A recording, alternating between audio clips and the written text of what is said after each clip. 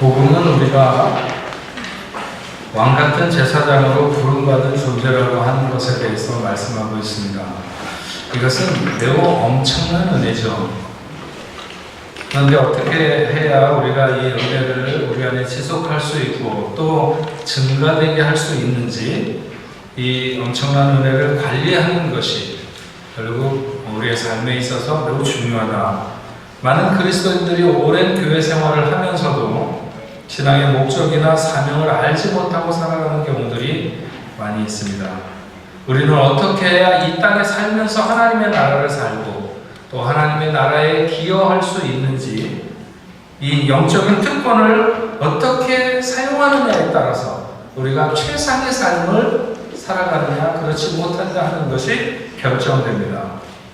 우리는 왕같은 제사장, 너희는 세상의 제사장 같은 삶을 살아가라고 하는 것입니다. 제사장이 되기 위해서 몇 가지 자격이 있는데, 첫째, 제사장은 반드시 아론의 후손이어야 합니다. 출애굽기 29장 9절에 보면 아론과 그의 아들들에게 띠를 띄우고 관을 씌워 그들에게 제사장의 직분을 맡겨 영원한 규례가 되게 하라. 너는 이같이 아론과 그 아들들에게 위임하여 거룩하게 할지니라. 제사장이 되려면 그 씨가 제사장의 씨여야 합니다. 아버지가 제사장이 아니면 아들은 제사장이 될 수 없습니다. 왕이나 제사장, 다른 것은 모르지만 왕이나 제사장은 그 씨가 왕이어야 되고 씨가 제사장이어야 됩니다. 그것은 애써서 도달하거나 자격을 갖추어서 되는 것이 아니라 본래적인 것이어야 한다는 것이죠. 구원의 교리 중에서 택함 받는다고 하는 것, 죽었다가 깨어나도 스스로 도달할 수 없는 것, 세상의 그 어떤 인생도 스스로 득도해서 도달할 수 없는 것이 바로 구원의 자리입니다.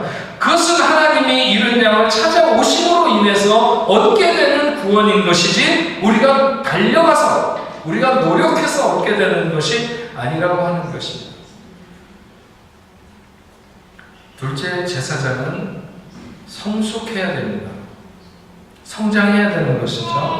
보편적으로 25살까지 그냥 성장해서 25살이 되면 훈련생으로 회막에 들어가게 됩니다. 제사장을 도우면서 5년을 보내게 되고 30세가 되면 회막에서 5년 동안 배우고 봉사를 하다가 30세가 되면 위임식을 거행하고 50세까지 제사장으로 섬기게 봉사하게 됩니다. 성숙한 그리스도인이 된다고 하는 것은 우리의 삶의 가장 선한 목표입니다. 끊임없이 우리는 그 깊이를 더하고 더 넓히고 더 높아지기 위해서 힘써야 됩니다.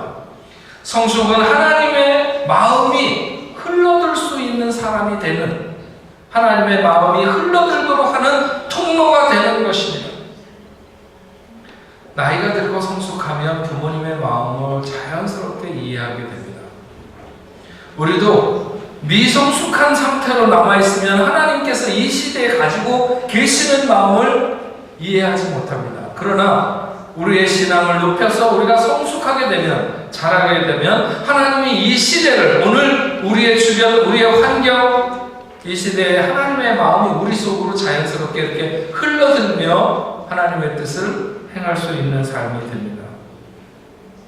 그래서 성숙해야 됩니다. 제사장은. 세 번째로, 제사장은 정한 기간 동안 훈련받아야 됩니다. 나중에 제사장의 숫자가 부족했을 때는 다윗의 때에 와서 20세에도 제사장으로 이렇게 성전에 들어갔습니다. 회막에 들어가기도 했는데, 원래 하나님의 일들은 완숙해야 됩니다. 그러니까 대부분의 경우에 보면 다 이렇게 유전적으로 위에서부터 계속 그 부모가 하던 일들을 그 자녀가 보고 배우면서 이렇게 내려가도록 되어 있어요. 하나님 앞에 쓰임받기를 원하는 사람은 많이 있지만 하나님 앞에 훈련받기를 원하는 사람들이 많지 않아요.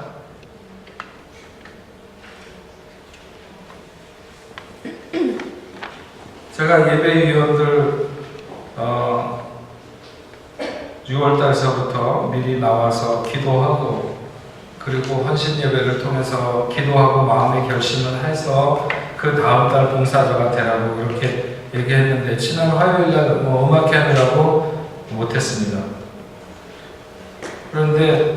그래서 토요일 새벽에 새벽 예배 끝나고 우리가 7월 예배를 위해서 기도하겠다고 했을 때 우리 김지순 집사님 자매님이 나오셨어요. 7월에 예배 안내를 이제 맡으셨다고 그러는 것 같아요. 저는 굉장히 귀한 자세라고 생각합니다. 비록 내가 맡은 게 그냥 서서 인사하는 거고 안내하는 거지만 하나님 앞에 나와서 기도하고 그것을 얼마나 소중하게 생각하면서 갖느냐 하는 것이 중요하지 어떤 사람이 어떤 중요한 일을 맡느냐 하는 것 그것은 아니라고 생각합니다. 안타까운 것은 교회 생활을 오래 한 사람들이 하나님 앞에 이렇게 예배에 서는 자세가 소홀한 경우를 너무 많이 봐요. 이건 굉장히 안타까운 일입니다. 우리는 좀 더 하나님 앞에 쓰임받는 사람이 되기 위해서 하나님 앞에 훈련의 자리로 나가야 될 줄로 믿습니다. 네 번째, 제사장은 성결해야 됩니다. 하나님의 일을 하는 데 있어서 기본적인 요구는 거룩입니다. 거룩. 레위기 21장에 보면 제사장의 여러 가지 결격 사유가 나옵니다. 이런 사람은 제사장이 되지 못한다. 이런 사람은 되지 못한다. 이런 사람은. 그것은 육체에 여러 가지 흠이 있는 사람들을 안 된다고 많은 이야기들을 하고 있습니다. 근데 신약 성경에서는 영적인 성결을 의미하는 것입니다. 우리가 하나님 앞에 쓰임받는 사람, 왕같은 제사장으로 하나님 앞에 서기 위해서는 그 마음에 그 영적인 성결을 가져야 돼요. 거룩함을 요구하시는 것이죠. 하나님은 아무 능력이 없는 사람과 일을 하시는 것에 대해서는 전혀 거리낌이 없지만 거룩하지 않은, 성결하지 못한 사람과 일하시는 것은 하나님이 원치 않으시는 것입니다. 다섯 번째로 제사장은 위임식을 거쳐야 됩니다. 굉장히 중요한 것이죠. 위임식이라고 하는 것은 기름 부음의 시간을 갖는 것입니다.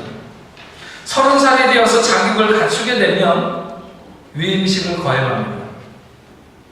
출애굽기 29장 4절에서 7절에 보면 너는 아론과 그의 아들들을 회막문으로 데려다가 물로 씻기고 의복을 가져다가 아론에게 속옷과 에봇 받침과 겉옷과 에봇을 입히고 흉패를 달고 에봇에 정교하게 짠 띠를 띠게 하고 그 머리에 관을 씌우고 그 위에 거룩한 패를 더하고 관유를 가져다가 그 머리에 부을지니. 기름 부음을 받기 전까지는 제사장이 될 수 없습니다. 성령으로 무장해야만이 우리는 하나님의 사역을 해나갈 수 있습니다. 나이 먹었다고 할 수 있는 것도 아니고 실력 있다고 해서도 안 되고 마음 좋아서 해도 안 되는 것입니다. 하나님의 일을 하는 사람은 모두가 다 똑같이 기름 부음이 있는, 기름 부음이 먼저인 것입니다. 지난 수요일날 파리 고등법원에서 우리 김갑수 선생님, 집사님 변호사 선서식이 있어서 잠깐 갔습니다. 한두 가지 이렇게 예식을 하는 중에 아마 제가 그분 잘 모르지만 변호사로서 오랜 시간 동안 이렇게 생활을 한 선배인 변호사로서의 선배겠죠. 그분이 이 변호사들이 입는 가운에 대한 얘기를 이렇게 하는데 그게 상당히 인상적이었습니다. 왜냐하면 저도 계속 가운을 입는 사람이니까 그 변호사들이 입는 가운에 대해서 몇 가지를 얘기하는 것 중에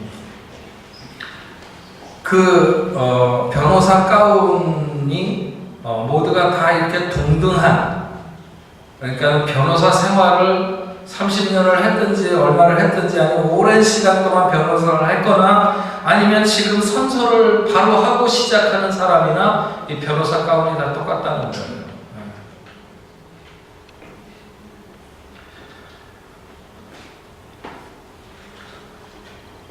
제사장이든지 대제사장이든지 하나님의 일을 하는 사람들에게 똑같은 자격이 필요한 것은 기름 부음 부음이 있어야 된다는 거예요. 기름 부음이. 하나님은 세상의 그 어떤 것으로, 다른 그 어떤 것으로 하나님의 일들을 잘할 수 있지 않습니다.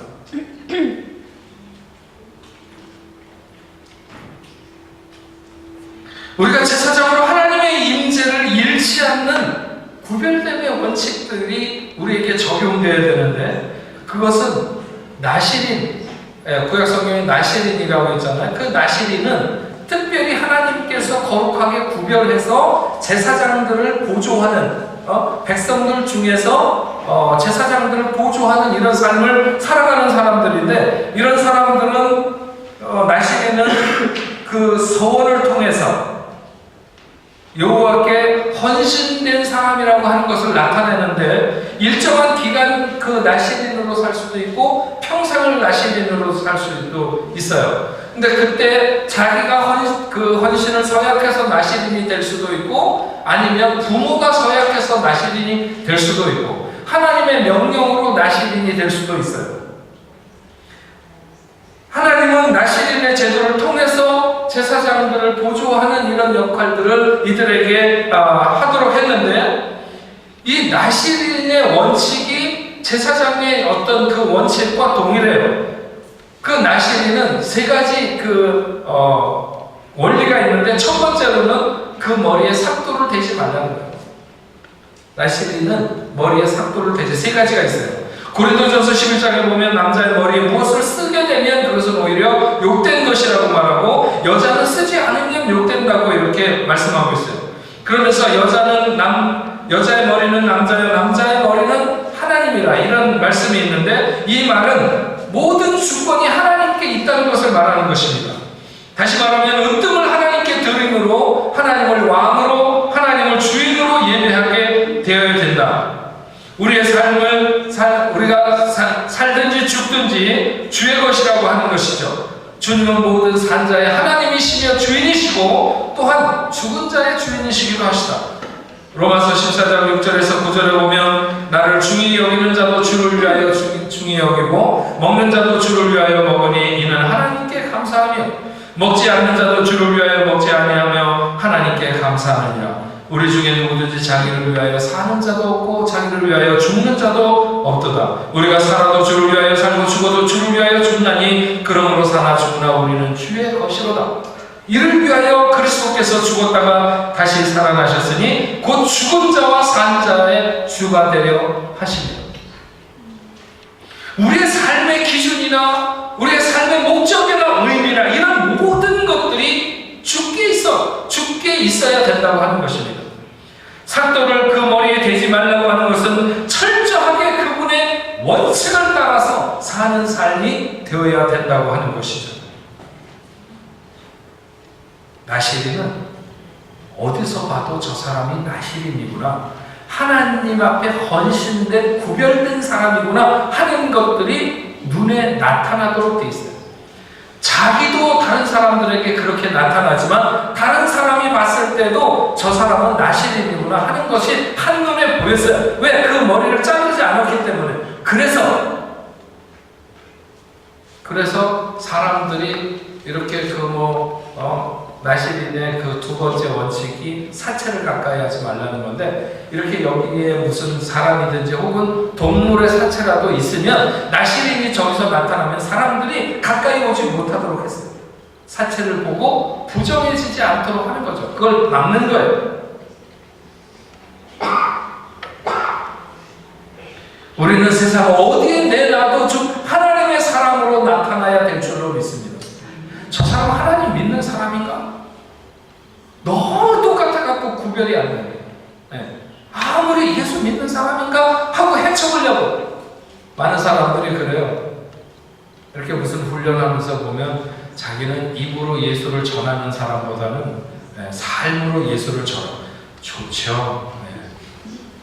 말은 좋은데 아무리까지 뽑아서 저 사람 예수 믿는 사람인가 찾아보려고 해도 잘 안 보이는 사람이 어느 천년에 그 사람의 삶을 통해서 예수 믿는 사람이 드러나겠어요. 우리가 세상에 정말 하나님께서 우리를 왕같은 제사장으로 세우셨다면 우리가 어디에 내놔도 좀 하나님의 사람인 것처럼 보이는 그런 삶이 되어야 되는 것이 중요합니다. 두 번째로는 사체를 가까이 하지 말고, 사체를 가까이 하지 말라고 하는 것은 우리의 삶의 누룩을 제거하라는 거예요. 누룩, 죄를 멀리하라고 하는 것이죠. 제사장의 경우는 그 가족이라 할지라도 사체를 가까이 하면 부정하게, 제사장이 부정하게 됩니다. 제사장 자신이 사체를 가까이 하는 게 아니라 가족들이 사체를 가까이 해도 제사장이 부정해진다는 거예요. 그만큼 정리하고 구별하고 산다는 것이죠. 대제사장의 경우에는 성소 밖으로 나오지 못하도록 해서 자기도 모르는 사이에 부정해지는 것조차도 막으려고 하는 이 보호장치가 있었습니다.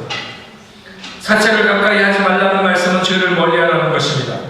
사망은 죄의 결과입니다. 우리 안에 일어나는 욕심을 그대로 두면 죄로 성장하게 됩니다. 죄를 방치하게 되면 사망으로 옮겨가게 되어 있습니다.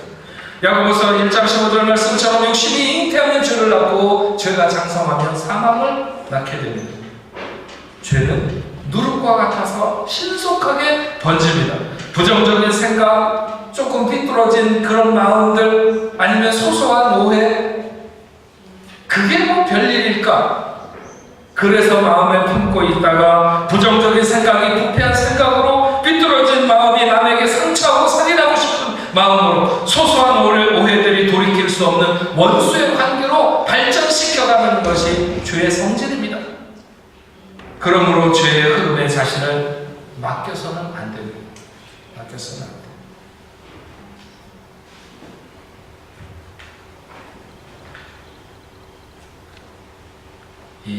그 강단에서 설교하다가요, 뭐랄까, 개인적인 얘기, 저희 집 얘기라든지, 뭐, 우리 애들, 집사람, 관계, 이런 얘기하면 꼭 저녁에 가가지고 하여튼 안 좋은 일이 일어납니다. 얘기하지 말라고 그러는데, 근데 여기만 쓰면 자꾸 얘기하고 싶어져요. 이게 참 이상하죠?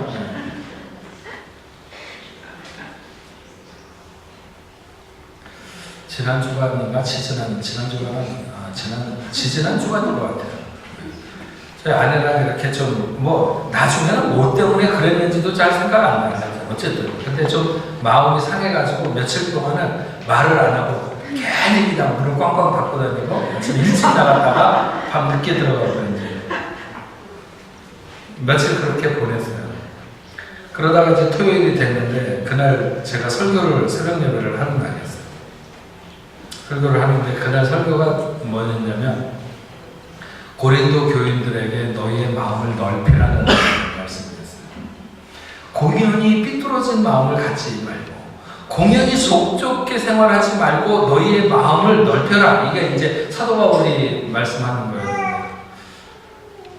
제가 그 말씀을 전하고 내려와서 이렇게 앞에 이렇게 이제 새벽 예배 끝나고 기도하려고 그러는데 너부터 마음을 넓혀라. 저한테 하나님이 너부터 마음을 넓혀라. 제가 물론 처음부터 하나님이 원하시는 걸 알고 있었어요. 하기 싫었죠. 그렇게 하기 싫게 계속 그런 마음을 가지고 오다가 그 시간에 그런 마음에 다시 내 마음을 두드릴 때 잠시 생각을 했어요. 계속 뻗팅기면서 하나님이 싫어하시는 그 마음으로 나갈 것인가, 아니면 어찌됐든지 간에 여기서 하나님의 뜻 앞에 나를 꺾고 그리고 정말 말씀대로 내 마음을 넓힐 것인가. 이유가 무엇이든지 간에 내가 그 순간에도 뭐 때문에 우리가 이런 마음을 가졌지 하는 걸 생각했는데 잘 생각이 안 나더라고요. 뭐 때문에 그랬는지도 잘 생각이 안 나요. 근데 뭐 때문에 그랬든지 이유가 뭐든지 간에 네 마음을 넓히는 게 좋겠다. 그래서 저는 거기서 항복했어요. 하나님 그렇게 하겠습니다. 그래서 그 새벽 예배 끝나고 들어가다가 꽃을 한 다발 사가지고 집에 가서 우리 집사람에게 이렇게 줬죠. 씩 웃더라고요. 그걸로 끝이었어요.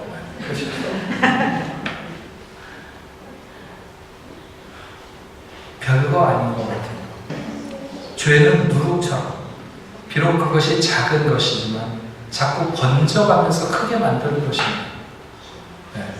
우리가 반듯한 생각, 우리가 따뜻한 생각, 우리가 올바른 생각에 늘 마음을 두지 않으면 그런 것들이 자꾸 걷잡을 수 없도록 생각 그 이상의 것으로 자꾸 번져나가게 되고 그 이하로 자꾸 나를 떨어뜨리면서 죄의 흐름에 우리를 맡겨서는 안 됩니다. 단호하게 거부하면서 제사장이나 나실이면 산채를 가까이 하면 안 됩니다. 부정해지는 것은 더 이상 그 사람으로 하여금 제사장의 직분을 감당하지 못하도록 하는 것입니다. 산채를 가까이 하지 말라.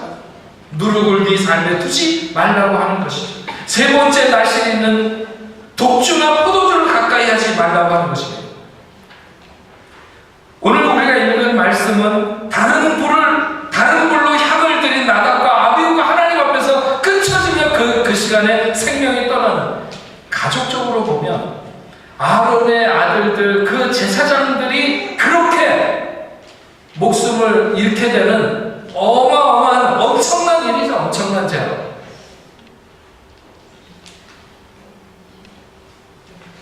어떻게 이런 일이 일어나는가?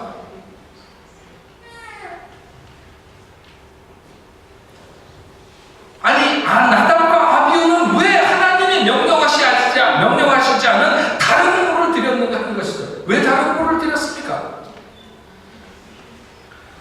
명확하게 꼭 집어서 얘기하고 있지 않지만 적어도 이 사람들은 제정신이 아니었습니다.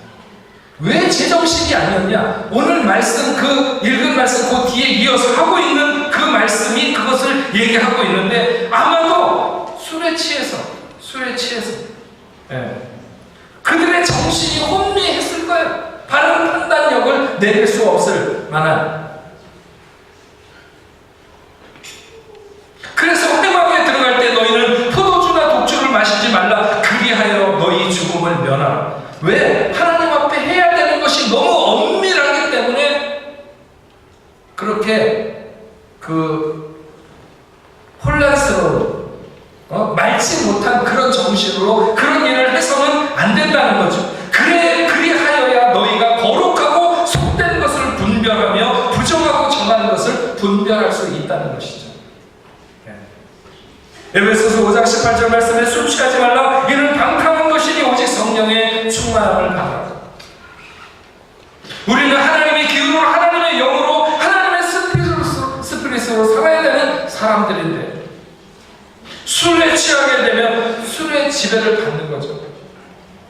난 불란서 목사님들 만나보면 대부분 다 목사님들이 너무 좋아요. 근데 한 가지 불만은 이분들이 너무 이렇게 포도주 같은 것에 쩔어가지고 알딸딸해 있는 그런 분들이 굉장히 많아요. 이렇게 코가 빨갛고 이제 하여튼 그 이유가 보면 그분들이 뭐 포도주를 이렇게 식사하면서 마시는 것도 그렇지만 우리는 보통 이렇게 선찬식을 이렇게 포도주도 안 하고 포도 주스로 많이 해요. 그래도 이제 하고 나는 걸 이렇게 따라서 이렇게 버리거든요. 근데 여기는 안 버립니다. 그거 주님의 보혈인데 버리면 안 된다고 해가지고 다 이렇게 목회자가 마셔요. 마시는데 한 교인 10명밖에 안 되면 조금만 준비하면 되는데 한 50명 먹을 걸 준비했다가 그거 한 10명 마시고 남은 거를 다 본인이 다 드시는 거예요. 그 보면 맨날 이렇게 이 포도주에 이렇게 그런 분들이 굉장히 많아요. 그걸 그렇게 마셔서 그분들이 마음이 좋은 건지 아니면 어쩐지 잘 모르겠지만 하여튼 어떤 사람들 보면 술 취하지 않으면 자기의 마음을 말하지 못하는 사람들도 있어요. 그죠? 네?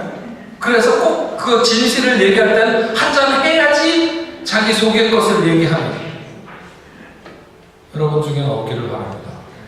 없죠?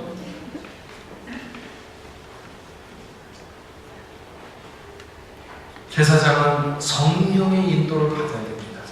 하나님이 말씀하시는 거예요. 네. 하나님의 음성을 되는 거죠. 하나님 앞에 부름받은 우리는 성령의 인도를 따라서 살아야만이 이 시대에 하나님이 세우신 그 자격, 왕같은 제사장으로 살아갈 수 있다고 하는 것이죠.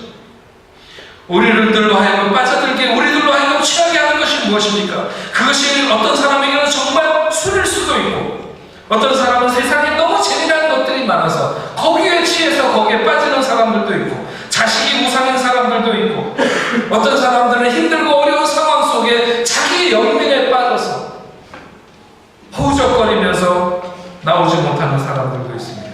오늘 우리 본문 레위기 10장 10절 말씀에 너희가 거룩하고 속된 것을 분별하며 부정하고 정한 것을 분별할 수 있는 맑고 깨끗한 거룩한 정결한 이런 사람으로 서서 성령이 충만해서 살아가야 되는 거죠. 제사장은 포도주나 독주를 가까이 하지 말라고 말씀하고 있습니다. 제사장은 결국 거룩을 향해서 매일 하나님의 전에 나가서 예배하는 사람입니다. 출애굽기를 공부하면서 성막 예배에 대해서 여러분들에게 이미 말씀을 드려서 잘 알고 계시리라고 생각하지만 다시 한번 우리 생각을 하면 좋겠어요. 저는 우리 꼬대부 교인들이 아침이든지 저녁이든지 그냥 일어나자마자 눈 뜨면 정신없이 나가고 또 돌아와서 정신없이 쓰러져서 아니면 TV나 보다가 이렇게 잠들고 이렇게 하지 말고 좀 한번 생각하면서 하루를 시작할 때 이런 성막을 한 바퀴 도는 제사장이라고 하는 것이 늘 매일 성막에 나가서 이렇게 예배하는 거잖아요. 성막에 나가려면 성막에 문을 들어가야 됩니다. 성막에 문을 들어간다고 하는 것은 성막에 문은 양의 문이 예수께로 나가는 것인데, 즉 구원의 감격을 찬양하고 노래하는 것이죠. 하나님 나를 구원해 주셔서 감사합니다. 오늘도 내가 구원의 감격을 안고 살아갈 수 있는 삶이 되게 해달라고 하면서 그 성소의 문을 들어가는 거죠. 그렇게 들어갔을 때 첫 번째 만나는 것이 번제단입니다. 이 번제단은 즐거운 교환이, 신적인 교환이 일어나는 거죠. 우리의 삶에 여러 가지 추하고 더러운 모든 것들을 쏟아놓고 거기서 우리를 용서하시는 죄의 더러움을 다 불러 태우며 정결함을 얻게 되는 것이죠. 그래서 우리는 번제단 앞에 있을 때 하나님, 연약한 인생임을, 죄된 인생임을 고백합니다. 용서하여 주옵소서. 이러면서 회개하고 나가는 것이죠. 번제단을 지나면 물두멍을 만납니다. 물두멍은 예수와 합하여 세례를 받는 것. 다시 말하면 내가 피로 씻음을 받았지만 그래도 여전히 나를 부인하면서 따라가야 되는 그리스도인의 삶에 대해서, 그래서 내가 자기 중심의 삶이 아니라 주님만 바라보면서 주님 중심으로 살아가는 삶이 되게 해달라고, 오늘도 나를 주장하고 나를 내세우는 삶이 아니라 나를 부인하며 주를 따라갈 수 있는 십자가의 길을 갈 수 있게 해달라고 이렇게 기도하는 것이죠. 그러면서 성소에 들어가게 되면 맨 먼저 떡상을 만나게 됩니다.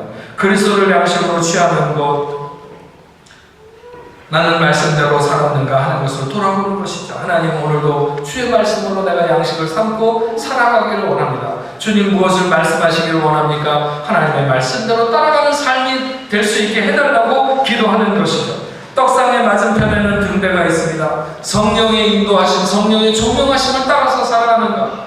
성소에는 창문이 없습니다. 그래서 등대가 없으면 제사장이 움직일 수가 없습니다. 우리는 이 땅에 주의 성령의 조명하심이 없으면 살아갈 수 없는 존재들인 것을 알고 주의 성령의 인도함을 받기를 원하는, 그래서 내 죄에 대해서, 의에 대해서, 심판에 대해서 성령의 조명하심이 있는 그런 삶을 살게 해달라고 하는 것이죠. 떡상과 등대 그 사이에 향단이 있습니다. 향단은 기도 생활을 의미하는 것이고 예배 생활을 의미하는 것입니다. 오늘도 기도하면서 하루를 기도로 시작하기를 원합니다. 감사와 찬양과 간절을 통해서 하나님 앞에 영광 돌리는 삶을 살겠습니다. 결심하는 거죠. 하나님, 내가 오늘 하루를 그렇게 살았습니다. 이렇게 얘기할 수 있어야 될 줄로 믿습니다. 향단을 지나서 지성소에 들어가게 됩니다. 지성소에는 하나님의 법궤가 있죠. 하나님의 형상, 하나님의 대행자로 세워지는 것, 하나님의 정신, 하나님의 철학으로만 삶을 살겠습니다. 감추인 만나를 생각하며 하나님의 공급이 나의 양식인 것을 평생에 그래서 내 문제 내가 걱정하지 아니하고 하나님 앞에 맡기며 살아가겠습니다. 이렇게 믿음을 고백하고 하나님이 나를 살게 한다고 하는 이런 고백을 할 수 있는 자리가 되며 아론의 쌍난 지팡이를 생각하며 하나님이 세우신 영적인 질서를 따라 목자에게 순종하며 리더십을 인정하고 영적인 질서를 따라 살겠다고 고백하는 거죠. 그 안에 또 돌비가 있습니다.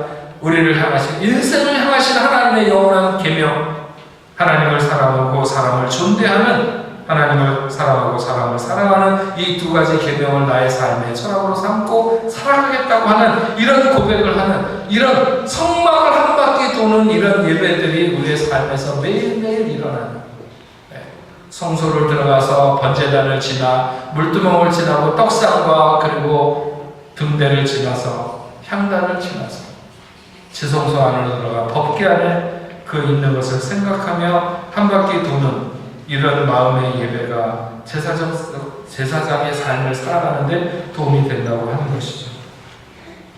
주님은 우리를 왕권을 가진 제사장이라고 말씀합니다. 베드로전서 2장 9절에 보면 그러나 너희는 택하신 족속이요 왕같은 제사장들이요 거룩한 나라여 그의 소유된 백성이니 이는 너희를 어두운 데서 불러내어 그의 기이한 빛에 들어가게 하신 이의 아름다운 덕을 선포하게 하려 하십니다. 우리를 어두운 가운데서 불러내셨다고 했습니다. 어두운 가운데서. 나의 어두움이 무엇입니까? 아직도 해결되지 않은 영역으로 남겨져 있는 것들, 해결되지 않은 감정적인 어려움, 그것이 불안이거나 두려움이거나 거짓이거나 슬픔이나 외로움, 염려, 질투, 혼미함, 나를 고통스럽게 하는 원치 않는 습관들, 멈추지 않는 경제적인 어려움, 계속 보이는 인간의 관계, 반복적으로 일어나게 되는 어떤 불행한 일이라든지 아니면 질병이나 사고 같은 것들, 그런 어두운 가운데서 주님께서 우리를 불러내서 그의 귀한 빛에 들어가게 하셨다. 생명의 빛 가운데 거하게 하셨다는 것이죠. 그의 귀한 빛 가운데 들어가게 하신, 다시 말하면 예수 그리스도의 은혜를 입게 하시는 거죠. 그래서 우리가 죄를 버리고 사탄이 돕는 일을 버린다면 우리는 그리스도를 통한 은혜가 우리에게 계속해서 흘러들 것입니다. 또한 아버지의 사랑, 세상과 자기 주장을 내려놓으면 하나님을 아버지로 만나게 됩니다. 하나님을 아버지로 만나게 되면서부터 치유의 역사가 시작됩니다. 교회 다니면서, 교회 오래 다니면서도 아버지, 그 하나님을 아버지로 만나지 못한 사람들은 늘 반복적으로 절망하고 주저앉습니다. 오래돼도 마찬가지예요. 하나님을 아버지로 만날 때 치유가 시작됩니다. 그리고 성령님의 교통, 우리의 인적인 욕망과 충동을 내려놓으면 성령님과의 교통을 통해서 우리는 좀 더 친밀한 교제를 이루며 오늘을 살아갈 수가 있습니다. 그렇게 우리를 어두운 가운데서 불러내어 그 기이한 빛에 들어가게 하신 이유가 뭐냐? 바로 그렇게 하신 그분의 아름다운 덕을 선포하게 하려 하심이라고 하는 것입니다. 여러분들, 우리는 이웃에게 나눌 복음의 간증이 있어야 됩니다.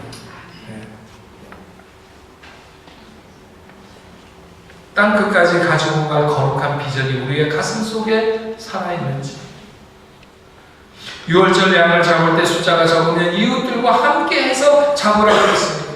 우리 안에 있는 생명의 복음이 우리 안에서만 머무는 것이 아니라 이런 것들이 흘러가고 나눠질 수 있도록 하기 위해서 우리를 어두운 가운데서 불러내어서 빛 가운데 들어가게 하신 하나님의 놀라운 역사를 믿습니다. 선교를 위한 마음을 멈추지 말고, 발걸음을 멈추지 말고 우리 함께 해야 됩니다. 이번에 단기 선교 가는데 여러분 많이 기도해 주셨으면 기도해 주시기를 바랍니다. 제가 지난 주일에도 얘기했죠. 우리 교회 집사님 부부가 저 공항에 나가서 계속해서 이렇게 교인 수천 무너지면서 이렇게 전도하고 있다는 거. 선교를 같이 떠나든지 아니면 여기서 주변에 있는 사람들에게 복음을 전하든지, 하나님께서 우리를 하나님의 자녀 삼으시고 불러주신 이유는 우리로 하여금 그렇게 하신 이의 아름다운 덕을 선포하게 하려 하십니다. 이 일을 위해서 부름받은 것에 대해서 우리는 최선을 다해서 그 사명을 감당해야 될 줄로 믿습니다. 왕권을 가진 제사장으로 하나님 살기를 원합니다. 그래서 최고의 멋진 삶을 우리가 꿈꾸며 살아야 되는데, 여러분, 하나님이 주신 눈으로 나를 볼 수 있기를 바랍니다. 하나님은 우리를 아브라함에게 주신 그 축복의 선언이 곧 우리에게 있기를 원하시는 것입니다. 너로 하여금 민족의 아버지가 되며 왕들이 내게서 나리라고 하는 것이죠. 요한의 아들 시몬아, 내가 더 이상은 시몬이 아니라 게바가 되리라. 하나님 앞에서 나는 어떤 존재인가? 그리스도의 피로 말미암아 피로 감추고 사신 세상에 무엇으로도 바꿀 수 없는 존귀한 존재로 삼아주셨는데, 그런 우리로 하여금 복음은 계속해서 멈추지 않고 흘러가도록, 바울에게 들려졌던 복음이 브리스길라와 아굴라에게 들려졌고, 브리스길라와 아굴라에게 들려졌던 복음은 아볼로에게로 건너가게 되고, 아볼로에게 들어갔던 복음은 또 다른 사람들에게 흘러갔던 것과 마찬가지로, 오늘 우리가 가진 이 생명의 복음이 또한 흘러가야 될 줄로 믿습니다. 하나님의 관심은 우리에게 있지만 또한 세계에 있습니다. 세계를 주께 속하기 위해서 하나님은 우리를 제사장으로 삼아주셨습니다. 땅끝이 우리의 유업입니다. 주님은 세계 중에 높임을 받아야 됩니다. 그럴 세계를 정복하기 위한 비결은 결국은 재생산에 있습니다. 새생명 전도 훈련하면 꼭 그런 강의를 하는데, 1년에 3명씩 제자를 삼으면 21년이면 100억 명의 제자가 생긴다고 합니다. 1년에 3명을 제자 삼고 그 3명이 또 1년에 3명을 제자 삼고 그 사람들이 또 3명씩 제자 삼으면 21년이 지나면 100억 명의 제자가 양산된다는 거예요. 근데 매일 한 사람이 1000명씩에게 복음을 전하면 27,397년 3개월이 지나야 100억 명에게 복음을 전할 수 있다고 해요. 하루에 1000명씩에게 복음을 전해도, 그러니까 우리가 가진 복음을 통해서 제자 삼는 일이 얼마나 중요한가 하는 것을 알 수 있죠. 우리는 이 땅의 제사장으로 살도록 엄청난 그 은혜의 자리에 하나님이 부르셨습니다. 우리는 그 사명을 따라 하나님을 높이며 하나님 나라에 기여하는 왕같은 제사장의 삶을 살아가는 우리 복내포교회 성도 여러분들이 다 되시기를 주님의 이름으로 축원합니다. 기도하겠습니다. 하나님 아버지, 감사합니다. 우리는 우리의 존재가 어떤 존재인가 하는 것을 잘 압니다. 그런데 복음은 우리를 왕같은 제사장으로 부르셨다고 말씀하고 있습니다. 생각하면 생각할수록 너무 엄청난 은혜입니다. 하나님, 우리가 어떻게 이 은혜를 지속시킬 수 있을까요? 하나님, 어떻게 우리가 이 은혜를 증가시킬 수 있을까요? 하나님, 정말 멋지게 하나님이 기대하시는, 하나님이 내게 알고 계시는 것만큼 그런 멋진 삶을 살아가는 저희가 다 될 수 있도록 주여 도와주시옵소서. 나의 나 된 것은 오직 주님의 은혜로 된 것임을 믿습니다. 우리 모두 다 이 땅에 보내진 시간 동안에 하나님의 영광의 나라를 위해서 기여할 수 있는 거룩한 제사장들의 삶을 살아가도록 주님 도와주시옵소서. 하나님이 원하는 것은 거룩한 것입니다. 그 성결을 이룰 수 있는 저희가 다 되도록 주님 축복하여 주시옵시고, 이 시대에 주의 마음을 시원케 하는 주의 동역자로, 주의 대행자로, 주의 얼굴로 살아가는 저희가 되도록 주님이 인도하여 주옵소서. 예수님의 이름으로 기도합니다.